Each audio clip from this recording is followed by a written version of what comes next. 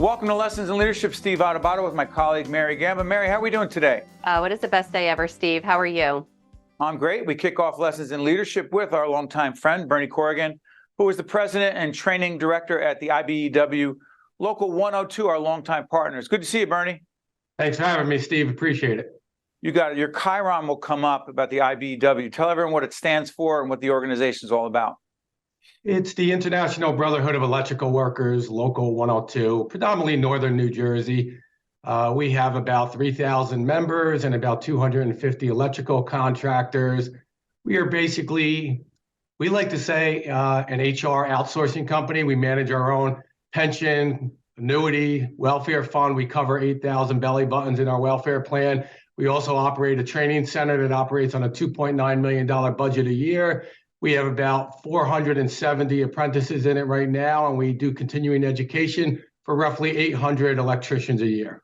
Yeah, good stuff. And we have a long time history with the IBEW. They're one of our longtime partners and sponsors of our public broadcasting programming. And I was honored to do a series of seminars on leadership and the Leadership Academy there at the IBEW Local 102. But let me ask you this, Bernie.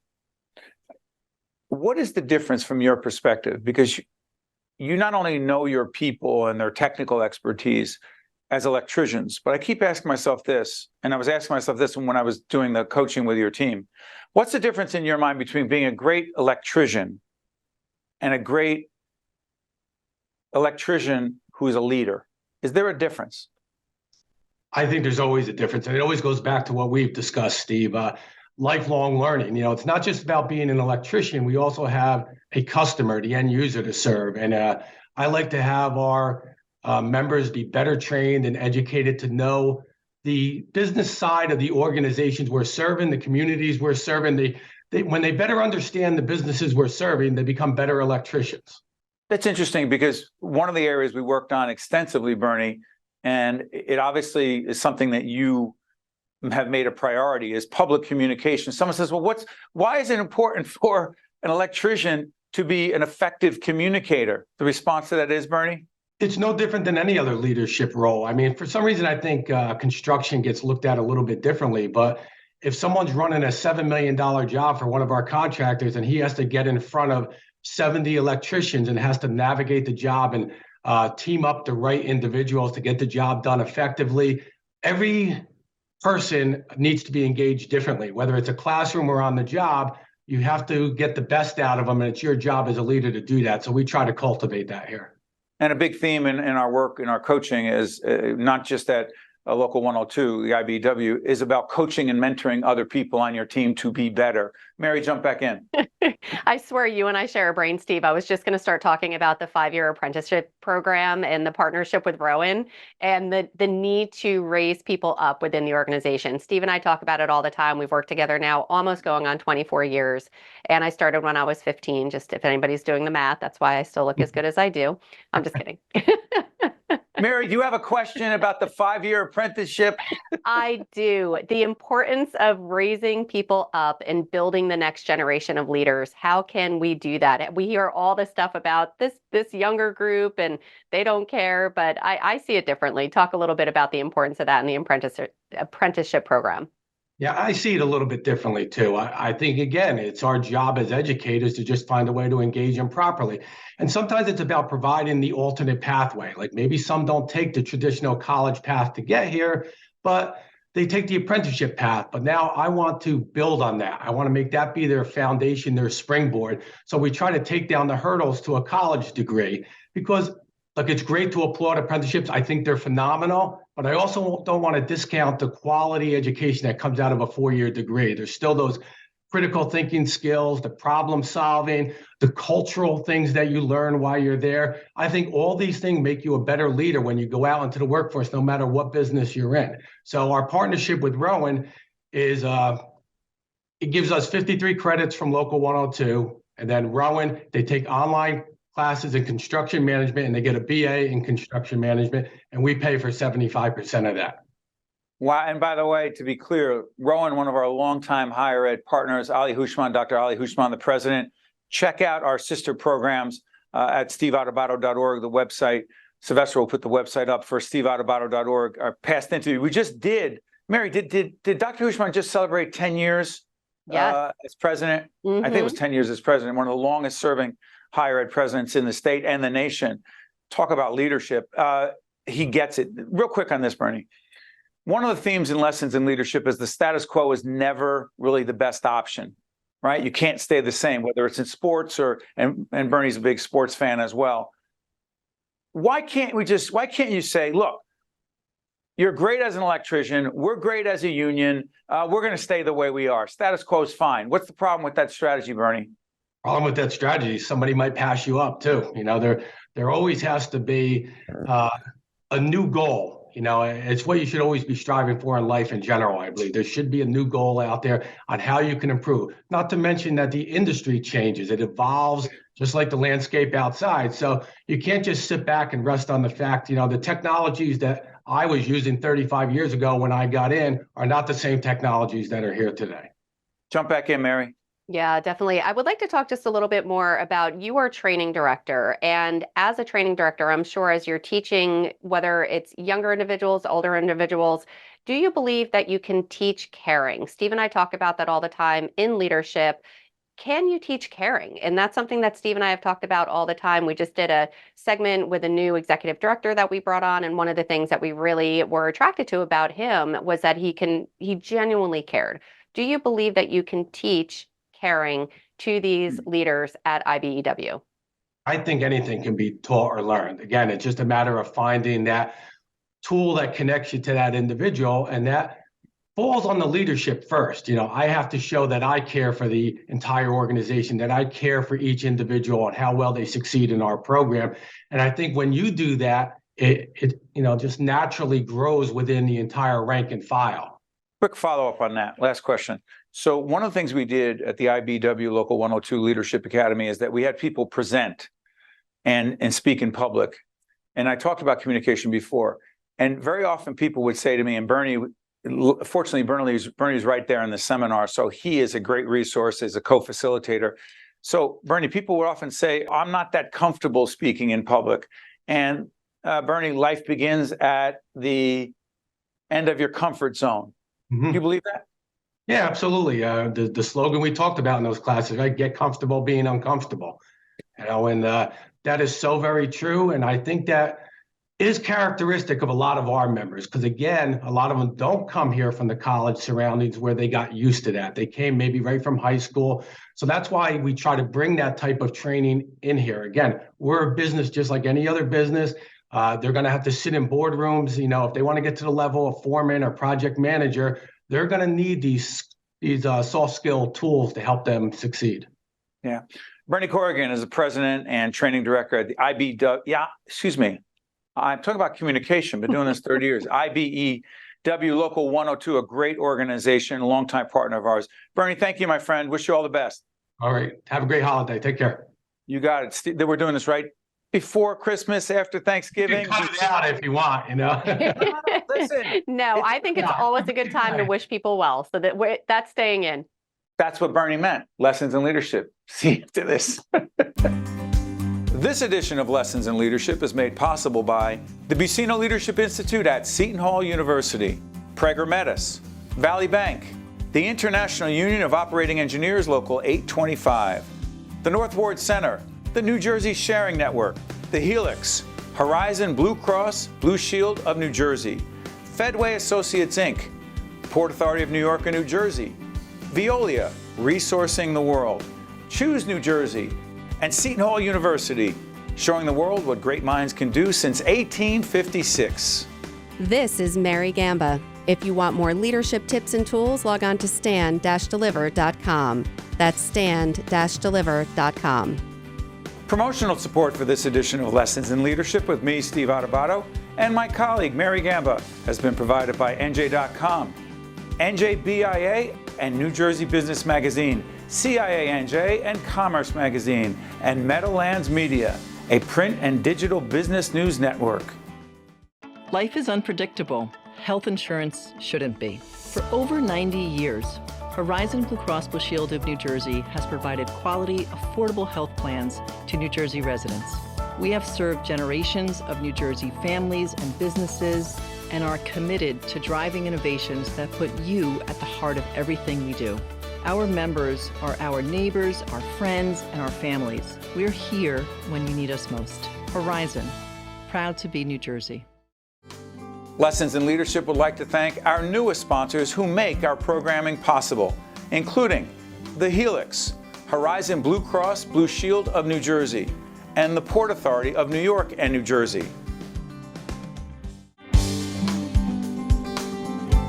Lessons in Leadership is pleased to welcome Helen Archontou, who is the CEO of the YWCA of Northern New Jersey. Helen, good to see you.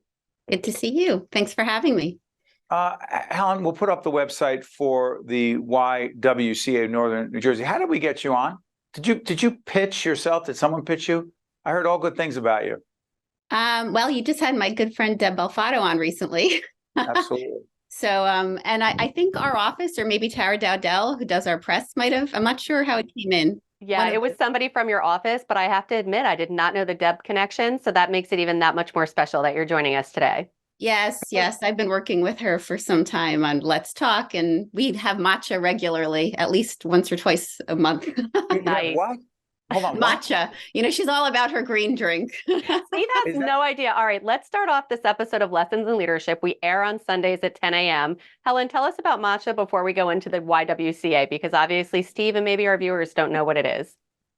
Well, matcha is a type of green tea. It's actually tea leaves that are very refined, almost into a powder form. And it's a very high content of antioxidants, like super good for you. You actually could like make a mask and wear it on your face, but very, very potent and healthy, and just kills a lot of free radicals in your body, keeps you young. I've been drinking it since I was 17. You actually whisk it in a bowl.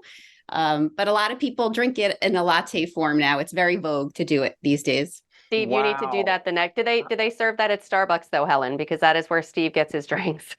No, they do, but I would not recommend the matcha Starbucks. I know you're we're not going to start. We're not naming. All right, I want to sorry. jump back in. We digress. Okay. But what I was Helen, going to say is, I know I've seen you in Raymond's, so Raymond's has a good matcha latte. Have one there. Okay, I just said let's not plug any more names. Sorry, I didn't mean to plug the. All right, Helen, let me ask we you love this. Raymond's. Tell everyone what the organization is all about. YWCA of Northern New Jersey focuses on eliminating racism and empowering women. We're over a century old, serve 5 counties in New Jersey: Bergen, Essex, Morris, Passaic, and Hudson. And let's talk about women in leadership positions. Do you think there's anything significantly different? And if so, what is it about helping women become the strongest leaders they can be versus any guy? Well, I think when it comes to women in leadership, it really just has to do with access and equity. And we just don't have the same opportunities there. And that's really what the YWCA of Northern New Jersey is all about, is providing those opportunities. I've been with the organization 13 years, and our focus really has been and continues to be creating equity for all. We do that by providing access to training, to mentorship, to concrete resources and funding, and opportunities for healing. I mean, this is what women need based on our experience, based on the inequities that we are faced with daily, to be able to be pushed into these leadership spaces. Mary, jump in. Yeah, definitely. And talking about women in leadership, particularly younger women looking to get in the workforce, what advice, recommendations, you talked about training. If there was one training tip, tool, book for these young women who are really looking to get out there and be competitive in the workforce, what type of leadership and communication skills, tools do you think that they should acquire? Well, I think mentorship and sponsorship are really key in terms of pushing into a leadership space and just pushing into a new arena to be able to get more skills. All the other pieces, the training, funding, opportunities come once you have that gateway. So it really is imperative. And the reality of it is all women don't have access to that gateway. And that's why organizations and programs like ours are so important, because we do create opportunities for that for all, not only for women, but more specifically women of color. We know that access for our underrepresented communities is even more challenging. Let me ask you this. I'm curious about something, because there are a whole range of organizations that we've worked with that seek to empower women, and particularly women of color. And this is what I'm curious about. Do you believe, and we're heavily into leadership coaching, communication coaching, do you believe that it is particularly important to have a woman leading, facilitating, coaching, being the trainer, the expert, if you will, in the field, or does it not matter? I think representation matters. We see that over and over and over again. So it is, especially right now, I would say, because we have a history of not having women and not having women of color in these spaces, it is essential for that to be a priority right now. Look, the reality of it is we all need to link arms together. So it can't be done in a solo or in a vacuum for any one group. But right now, we definitely need to have women, and most importantly, women of color at the forefront and at the lead and at the head of every table. One quick one. I know we were joking about the green drink earlier on. What's it called again? Matcha. Okay, I remember that. But it triggers this for me, Helen. The connection in your mind between being a strong woman leader, a strong leader who happens to be a woman, and wellness is what? Well, I think the challenge for women as a whole is that wellness is not something that we have put at the top of our list for ourselves. So we have been pushing ourselves to get into leadership spaces, but there's been a cost for that because we have not felt that we could embrace wellness simultaneous to that. And I think that that is a shift that has changed and is changing. You know, we talk about that there were try to look at some of the bright spots of the time of COVID. It really did force us to look at mental health. It really had us focus on mental health differently, that it really is wellness. It's not just, as if it were something prescriptive or a medical condition. The reality of it is mental wellness is really the word. It's that kind of combination of the two. So it's important for women to be at the lead, but it's also important for women to be supported and to have opportunities for access to mental wellness on that journey as well. Mary, one more. Yeah, definitely. I would love to talk a little bit. The pandemic, obviously, it's shown a light on the challenges that, especially in my opinion, women, being a woman leader myself, were having because we're working from home, but we also had the children at home. So obviously now our kids are back in school, but what opportunities now have come from those challenges of these women? Have we learned anything in terms of how women can rise up in these challenging times? Well, I think that we've provided more opportunities for flexibility, and we're continuing to push those opportunities and advocate for them for ourselves. And we're not as fearful when we're on job interviews to ask about those opportunities and to put them down as an expectation and a requirement for employment. And hopefully there are more employers. I know at the YWCA of Northern New Jersey, we came back as a permanently hybrid workforce with a flexible work schedule and a hybrid work week, which is not common in the nonprofit sector even now. But the reality of it is it's better for your employees. It's better for their mental health. It's better for their work productivity. It's better for our organizations. And it models for others to see that it can be done. Yeah. It's interesting how Helen lays this out, the hybrid situation. And I've said this before. We are fully remote. Yes, we do get together in certain situations when our production operation is out in the field, but we are 90% plus remote. And so connecting with each other and making sure people don't feel as isolated as they obviously are in many cases when you're fully remote is critically important for men, women, for anyone out there in the workplace. So Helen, I want to thank you so much for joining us. Best to you and the team at the YWCA at Northern New Jersey. Thanks so much, Helen. Thank you for having me. Stay with us. We'll be right back. Promotional support for this edition of Lessons in Leadership with me, Steve Adubato, and my colleague, Mary Gamba, has been provided by NJ.com, NJBIA and New Jersey Business Magazine, CIANJ and Commerce Magazine, and Meadowlands Media, a print and digital business news network. Welcome back to Lessons in Leadership. Steve Adubato with Mary Gamba. Mary, let's do this. Can we plug our promotional partners first? I've got I love your props. New Jersey Business and NJBIA, New Jersey Business and Industry Association. Correct. Commerce Magazine, and then CIANJ, CIANJ, I apologize to Tony and the team over there. and Meadowlands Magazine, Meadowlands Chamber, Jim Kirkus. Yes, Jim Kirkus. Shout Did out we to not him. have our first official book signing of Lessons in Leadership 2.0, The Tough Stuff? It was at the Meadowlands Chamber. It was Mary. And I want to give a shout out to Jim. The irony, this is the glory of this all, because this is going to be a great segue into what we're about to talk about. Go So ahead. because of the process, everything's a process, although everything is figure outable, which is my new word for going into 2024. Yes, everything is figure outable. And because of the process of the new book, Jim Kirkus got to see the book, the finished book, before you and I did. And I think it's spectacular. And I want to give a shout out to Jim. I said, Jim, can you mail us each a copy? And he did. And luckily it turned out great. But there definitely were some hiccups in the overall process of the book. Here's the irony of this, and we appreciate our publishers who we worked with for the first time. But one of the things that in Lessons in Leadership, the series, also Mary and I, as team leaders, I believe we've created a culture where, and I know I've said this before, but documenting things detailed, specific, concrete. Trying to show my new tie, right? Got a new look. You may not have picked it up, but that's right. Did you document it? Who is going to do what by when? Is it in writing? Is it confirmed? Why am I obsessed about that? Let's just say this, that we have a paperback version of the book and we have a hard copy. As we tape the program, the hard copy has been tough to get our hands on, right? Translation. Other organizations don't live by the did you document it, what specifically is going to be delivered by when.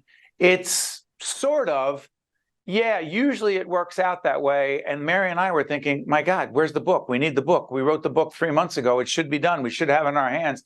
And I don't know whether it's about my impatience and yours, or Mary, that not everyone lives based on deadlines, and they evolve and change based on certain things, but you need to communicate that. Jump in, Mary. Yeah, you do. And I have to give a shout out to you. I mean, there's been so many great things that I've learned from you over the years, but I have to say the one biggest lesson that I learned from you is follow up, follow through, and document who is going to do what by when. And I have since taught that to my sons. And literally as recently as this morning, my son Will texted me to say, like, thank you. Like what you said, told me, what you taught me to do actually worked and helped get something over the finish line. And, tying it back to the book, yeah, like we had a very specific line of communication. Again, the publisher and our editor, they were fantastic. Right up until the execution and the delivery, there was some confusion about what 2 weeks of, to get the book printed and 3 days of delivery means. So if we were to place an order, as I did 6 weeks ago, I incorrectly assumed that once I place it, it will be 2 weeks for the printing and then 2 to 3 business days for delivery. All made sense. Wait, did you say you assumed? No, I didn't even assume. No, you said I did assume. It was in writing. It was in writing, the exact time frame. It was in writing. What I didn't realize, because it wasn't put in writing until I pushed back to say, hey, where's the book? And where's the book? And it came back, well, I didn't realize you had a deadline of when you had to receive it. And to which I said to the publisher, I just said, well, did I have to put in a deadline if you told me that once I place an order, it's 10 business days for printing and 2 to 3 business days for shipping? Seemed pretty clear to me. So now we're going to play along and play the game. And every time I place an order moving forward, I will include those specifics. But I really didn't think that I needed to be completely okay. But here's the thing, and this is someone might say, what the heck is what are Mary and Steve talking about right now? This is everything. Whether you're talking a doctor's visit, whether you're talking a meeting with your family, like whatever it is, you need to have very specific language of what has been agreed to, because if not, there's too many shades of gray. So in that spirit, I want to say this conversation is really about the connection between leadership and logistics, getting stuff done. Mary, I got a new prop. Scarlett, I know you can't on our camera.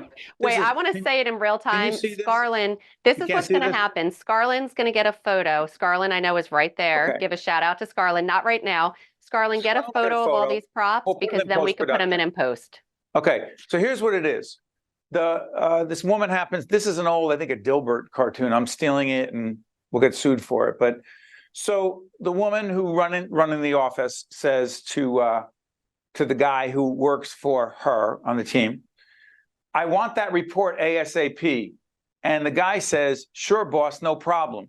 Except in her head, the leader boss says, finally, I'll have that long-awaited report on my desk in the morning. The guy who's got a million other things on his plate, by the way, says, as soon as I get to that old high priority project that Mary often says, Steve, you have too many priorities, out of the way, I should, not will, I should be able to get to it in a day or so. Mary, what is the moral of this cartoon, which it has everything to do with leadership, logistics, being specific in your communication, who's going to do what by when, and are we just anal and crazy about this? I think we're anal and crazy about it, but I also embrace that craziness and attention to detail, because literally when we say something, what's horrible is if somebody's just not listening. But what's also more dangerous is if they're listening, they believe you said something, but you meant something completely different, right? So in the case of the book, was it so egregious? Is the sky going to fall? No. Do we now have a method moving forward?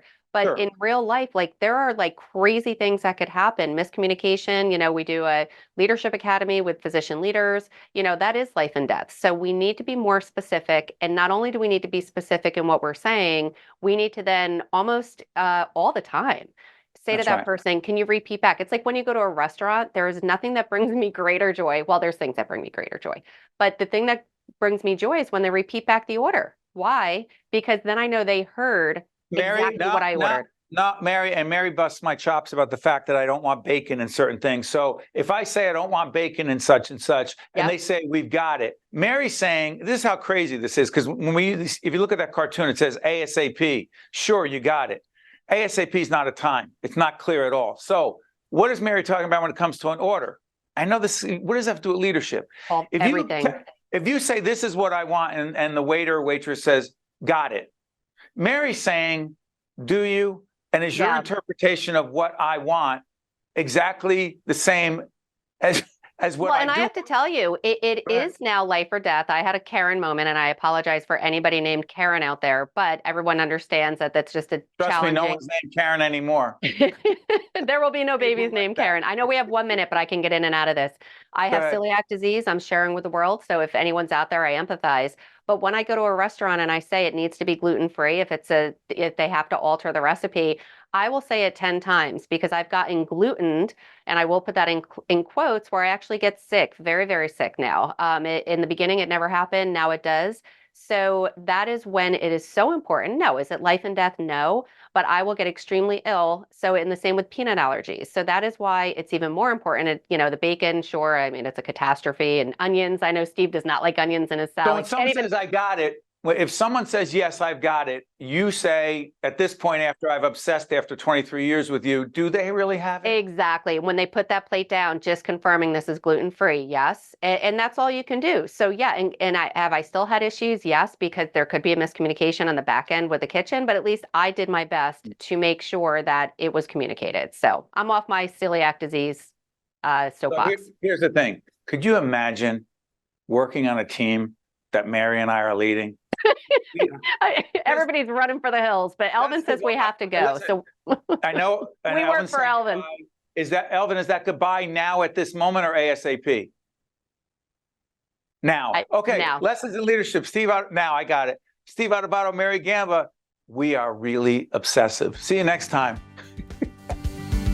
This edition of Lessons in Leadership is made possible by the Buccino Leadership Institute at Seton Hall University, Prager Metis, Valley Bank, the International Union of Operating Engineers Local 825, the North Ward Center, the New Jersey Sharing Network, the Helix, Horizon Blue Cross Blue Shield of New Jersey, Fedway Associates Inc., Port Authority of New York and New Jersey, Veolia, Resourcing the World, Choose New Jersey, and Seton Hall University, showing the world what great minds can do since 1856.